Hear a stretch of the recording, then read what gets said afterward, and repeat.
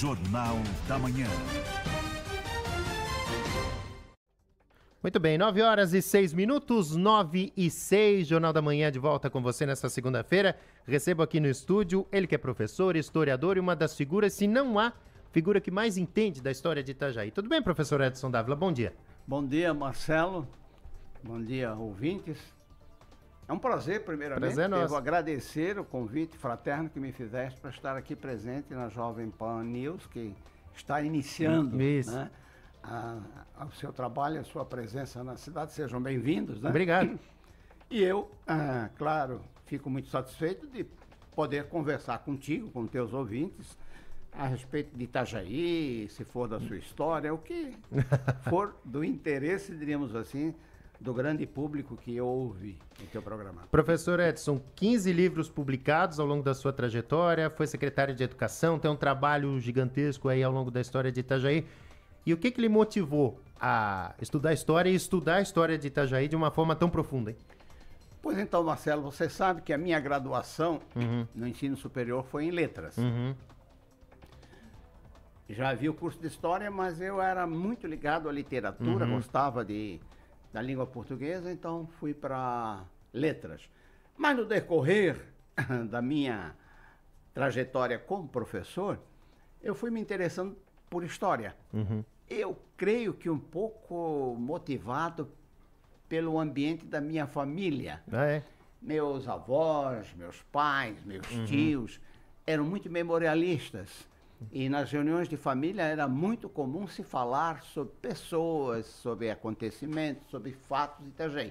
E aquilo sempre me prendeu a atenção, sempre foi muito curioso, sempre indagava um pouco mais. E isso creio que me levou a me aproximar bastante da história. Aí comecei a pesquisar, mesmo como professor de língua portuguesa. A pesquisar, a ler e até... Ali pelos anos 70, me encorajei de escrever alguma coisa. E aí comecei a escrever artigos sobre a história de Itajaí. Fui aumentando isso. Em 1980, quando eu recebi um convite para ser professor da Univale, o diretor, na época ainda existiam as faculdades. Sim. O diretor na época era a FEPEV ainda, né? Ou não? Era a FEPEV, né? FEPEV.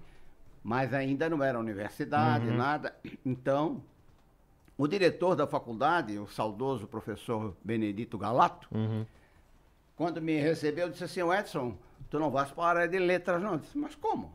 Eu sou graduado em letras, tenho especialização. Ele disse: não, o teu gosto, eu percebo, que eu leio os teus artigos, é por história. E nós estamos precisando de alguém aqui no curso de pedagogia para a disciplina História da Educação. Eu disse: bom, se o senhor acha que eu, né, não tratava ele de senhor, mas se tu achas, Galato, que eu dou conta do negócio, estamos aí. E aí foi onde eu fiz, sabe como é que é? Essa derivação.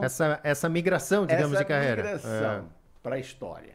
Aí, claro, logo eu busquei me matricular no curso de pós-graduação, mestrado em História na Universidade Federal, concluí, porque se eu ia lecionar uma disciplina, eu tinha que ter uma fundamentação teórica, né, todas essas coisas. E a partir dali, nunca mais abandonei a história. E aí, claro, esse interesse familiar e da sua formação também, em buscar mais sobre a história de Itajaí, né? Eu imagino que hoje é muito fácil, não vou dizer muito fácil, mas a gente tem muita facilidade para conhecer a história, né? Quando o senhor começou sua trajetória, não, né? Não existia internet. Muita pesquisa, né? E aí, não como é que fazia? Não existia computadores. Então. Eu, claro, dentro daquele campo de interesse, de curiosidade, eu fiquei muito sobre Itajaí. Depois alonguei um pouquinho para Santa Catarina, não fui além, por ali. E aí, em 1982, quando ia se inaugurar o Museu Histórico aqui na Rua Hercílio Luz, no final da Rua Hercílio Luz, eu entendi que deveríamos ter um livro sobre Itajaí, sobre a história de Itajaí, porque existiam muitos livros, mas falavam de aspectos gerais, digamos. Específicos. Específicos, né? Sim. Específicos. História política, história administrativa, é assim... várias obras. E não existia uma obra que consolidasse aqueles pontos mais significativos da história de Itajaí. E aí eu publiquei, em 82, o livro Pequena História de Itajaí. Sim. E, para minha surpresa, aquele livro teve uma aceitação enorme. O leitor, o itajaense, em geral, mas também, principalmente, professores, alunos, os concursos adotaram o livro como uma referência bibliográfica, fazendo indagação. Eu sei que o livro se esgotou e eu fui solicitado por alguns editores para fazer uma outra edição. Mas eu estava trabalhando na época, como tu disseste, secretário de Educação do município. Eu não tinha tempo. Certo. E aí eu dizia, não, eu tenho que pesquisar mais, há muitas outras coisas para se colocar. E foi desse jeito até 2018, quando, depois de eu me aposentar, 25 anos de professor na Univale, eu então tive tempo. E aí comecei a reescrever a obra, e ela, que tinha 102, 103 páginas, transformou-se em um livro de 400 páginas. Olha só, também, né? A atualização, porque a pesquisa era maior. Ampliou mais a pesquisa, ampliou mais. Isso de 82, a primeira? Não, de 82 a primeira edição.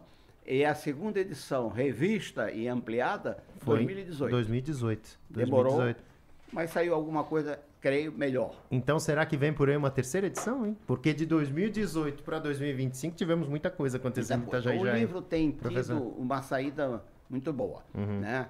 Ele é vendido aqui em Itajaí, nem sei se posso dizer o local. Pode, fica à vontade, não, lógico. Onde que encontra aqui? Na banca Eureka. Na Eureka aqui do Patrick. Sim. Né? Então, ele que na Olímpio Miranda Júnior ali, né? Na Olímpio Miranda Júnior, próximo ali, próximo da Lagitana, que as mulheres conhecem bem. Na antiga praça no antigo Correio, próximo da Praça do Correio. Ali encontra. Isso, e aí ele ainda tem alguns exemplares, então eu acredito que vamos deixar esgotar esses volumes que temos ainda ali para venda e, quem sabe, uma terceira edição, então. Se ainda eu tiver tempo, vida para tanto. Professor Edson, na educação, como é que foi a sua experiência? O senhor teve quantas vezes à frente da Secretaria de Educação, hein? Lembra quantas ainda? Eu estive à frente da Secretaria de Educação em 5 mandatos de prefeitos. O primeiro, o que me convidou, né, foi o prefeito Amilcar Gazzaniga. Então, eu trabalhei com ele de 77 a 82. Foram 6 anos. Porque o mandato era de 4 anos, mas ainda era a época do regime militar, e o governo militar, autoritário, intervinha em muitas coisas, e uma das coisas que foi prorrogar o mandato dos prefeitos por mais 2 anos, para coincidir, para com eleições, aquelas né? coincidências que eu também não saberia agora explicar. E depois com a eleição e as reeleições do prefeito Jandir Bellini, né? Que foram de 97 até 2004, depois 2009 até 2016. Né? Então foram 16 anos com Jandir, 6 anos com Amilcar, 22 anos. 22 anos dedicados à educação. Então eu acompanhei muito bem assim, o desenvolvimento da educação municipal de Itajaí. Você veja que hoje eles estão com 42 mil alunos. Isso. Imagina, a população que não é a população da maioria dos municípios de Itajaí, de Santa Catarina. Santa Catarina, sim. É uma cidade como São Miguel do Oeste, por exemplo, de 40 mil habitantes. E você sabe que a educação hoje, ela cuida do ensino, né? Mas ela tem uma série de outros serviços prestados, né? Ela fornece uniforme, ela fornece alimentação, ela fornece material escolar, ela fornece livros. Então, na verdade, a Secretaria de Educação é quase que uma prefeitura. Dentro da prefeitura. É quase que uma prefeitura. E eu fui ali, naqueles anos, conhecendo mais a educação municipal, vendo as demandas por ampliação, por melhoria da qualidade do ensino e também aprendi e empreendi uma forma de gerenciar a educação, não é? Porque se você não tiver o pleno comando, você veja, né? São 42 mil alunos, quantas famílias, quantos milhares conectados de pais. A isso, né? Aí você tem hoje cerca de 5 mil. O professor Silvano esteve aqui semana passada, falou em 4.700 servidores na educação. Eu penso perto de 5 mil servidores. Se você não tiver o comando pleno, né? O mando, né? Você é engolido pela máquina, porque as demandas são muitas e você tem que ter, então, esse domínio, essa gestão, para poder cuidar de todos os assuntos, porque você tem que cuidar do ensino, mas você tem que atender o pai, o professor, o aluno, você tem que ver a infraestrutura, obra, essa coisa, né? É uma secretariazinha de obra ali dentro. Dentro também, claro. Toda hora estraga uma porta, o telhado começa a chover, a água vaza, e assim vai, né? Então, essa desenvoltura, eu, graças a Deus, consegui, para a minha forma de gestão. E tocamos a educação e foi possível esse deslanche que a educação hoje tem, a educação municipal hoje tem, né? Você veja que quando eu comecei a ser a secretário de educação, lá nos anos 70, final dos anos 70, o grande sonho do professor municipal era ter o seu estatuto, que não tinha, o seu plano de carreira, que não tinha, e o seu vencimento ser igualado ao vencimento da rede privada. Tá? Veja como o salário do professor municipal era pequeno na época, né? Hoje, os professores do município ganham quase o dobro, né, do que ganha um professor de escola privada. E é muito comum um professor deixar um colégio privado aqui de Itajaí, né, para ir para a rede municipal.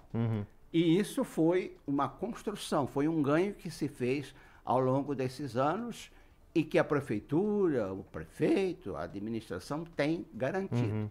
Então, você sabe, um professor bem remunerado, né, já é um estímulo a que ele desenvolva bem o seu trabalho. Até porque, professor Edson, os desafios da educação e para os professores, eles são gigantescos, né? Eu imagino que hoje em dia, com tantos problemas que a gente tem na sociedade, precisa ser atrativo para se tornar professor, né? A gente tem relatos aí de situações de violência, de desrespeito. Então é difícil também se criar uma nova geração de professores por aí, né? Com outras profissões que estão por aí também, né? A gente sabe pelo que se lê, não é, Marcelo? E pelo que se conversa, eu converso. Sim, continua no meio circulando, os professores, né? sempre me abordam e relatam situações. De fato, a carreira de professor, hoje, ela tem óbices, tem limitações, tem senões. E a adesão ao magistério não é tão grande. Como foi em outros tempos, né? Com outros tempos. E eu vejo, Marcelo, outra coisa com relação à escola, à educação, é o seguinte, é que inicialmente a escola fornecia apenas uma merenda, uma caneca de Toddy, um prato de sopa. Era só isso. Era só isso. E aqueles alunos mais carentes, se tinha lá um fundo na escola chamado Caixa Escolar, que dava o tecido para o uniforme, mas calçado, livro, caderno, lápis, borracha, e alimentação, almoço, janta, café, refeições, né? Isso não existia. E aí, muitos da escola começaram a resistir a isso. Sim. Achando que a escola tinha que se manter somente com preocupada com o ensino. Mas você sabe, a sociedade moderna, ela está em transformação. E as demandas das famílias, né, já são outras, né?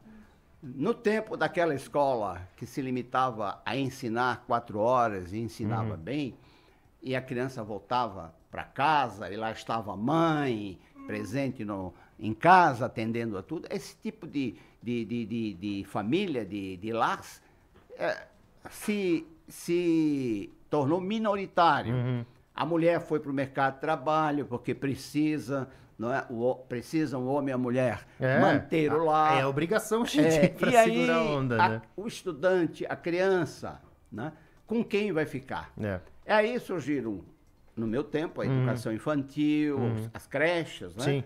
E a educação em tempo integral, né? E se o aluno fica os 2 turnos na escola, claro. É óbvio que a escola não pode deixar de ver essas demandas dele. Ele tem que tomar café da manhã, porque alguns chegam até em jejum, depois tem que tomar um lanche no meio da manhã, depois o almoço, à tarde outro lanche, antes de ir embora, quem sabe até alguma alimentação. Então, tudo isso fez com que a gestão da educação, a gestão da escola, diretores, especialistas, professores, se tornasse mais complexa. Né? E isso, né, também decorrência, como eu falei, do clima social que nós vivemos hoje.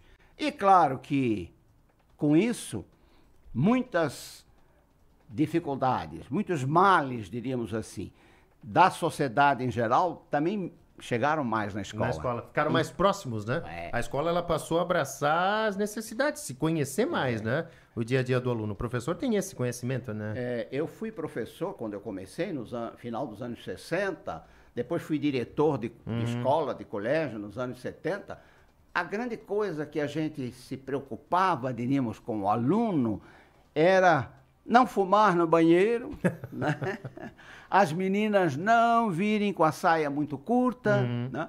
Isso, imagina, né? Isso era a grande atenção que a gente dava à questão, diríamos assim, do costume. Sim. Violência, nem se falava. Nem se pensava, quando né? Um ou outro aluno se estressava, dois se estressavam, brigavam, já se corria e separava e tal. Resolvido, vida que segue. Resolvia ali, não se falava de droga. Bom, o cigarro era uma droga, mas aquilo era uma minoria. Né? Eu me lembro de quantas vezes entrei no banheiro masculino e a nossa auxiliar, né? A nossa bedel nos femininos para sentir o cheiro, se tinha cheiro de... Então, mas isso por causa da sociedade, que hoje também está complexa. São outros desafios hoje, né, professor? Desafios. Então, outros não desafios, tem né? como o professor não sofrer também essas coisas, da violência, a violência dos alunos, né? A violência de pais, a violência de ladrões, assaltantes, sequestradores, como tem acontecido aí, né? Até gente que adentra escolas para assassinar, para ferir alunos e professores. Então, não é que a educação hoje não tem mais qualidade, claro, não é mais como antigamente, isso é óbvio, mas é que não é que ela se degradou, é que os problemas sociais aumentaram, né? E isso reflete na escola, porque a escola está intimamente ligada à sociedade, né? A escola não é uma coisa apartada da vida social. Professor Edson, claro que o papo é muito bom, mas eu quero que o senhor, antes da gente encerrar, vai voltar outras vezes aqui, vai falar sobre Itajaí. O senhor que conhece essa cidade como poucos, acompanhou o desenvolvimento, conhece a história. Imaginava lá, quando começou a rascunhar a história de Itajaí, que a gente chegaria no ponto onde chegamos, hein? De uma população com quase 300 mil habitantes, com um crescimento gigantesco, com a construção civil do jeito que está. O que o professor Edson visualiza, hein? De Itajaí hoje para o futuro, hein? Bom, eu não posso deixar de confessar para ti, Marcelo, que também isso me surpreende muito. Como itajaiense que eu sou e como historiador. Veja que a cidade, ela se formou em torno do porto, né? Porque hoje muita gente diz, o porto está no meio da cidade, o porto, os caminhões que vão para o porto nos atrapalham. Olha, o que acontece é o seguinte, não foi o porto que se meteu no meio da cidade, foi a cidade que cresceu em torno do porto. Então,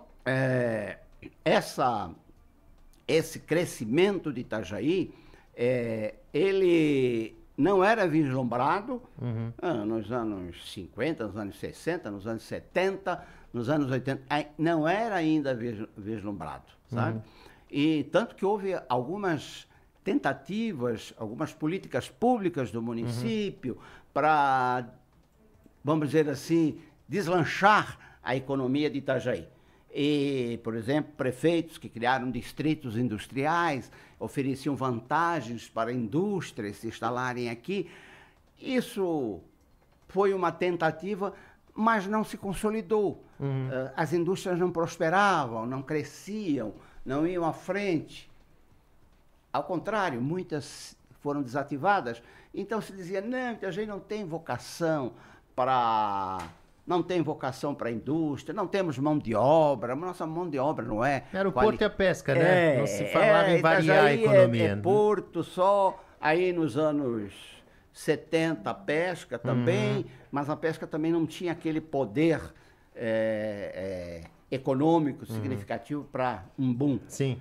E aí nos anos 90, né, principalmente nas gestões do prefeito Jandir Bellini, porque o ano 90, final dos anos 90 e começo dos 2000, o prefeito, que era um empresário, tinha uma percepção, ele sempre dizia, mas Itajaí está muito bem localizado, o município, ele está na rota da principal via, que é a BR-101, ligando São Paulo, está justamente no meio do caminho, também é o que vem do interior, a 470, desemboca praticamente em Itajaí, temos o aeroporto, temos o porto, isso é estratégico. E aí aquela ideia de dar incentivo a indústrias modificou-se para dar incentivo a prestadoras de serviço.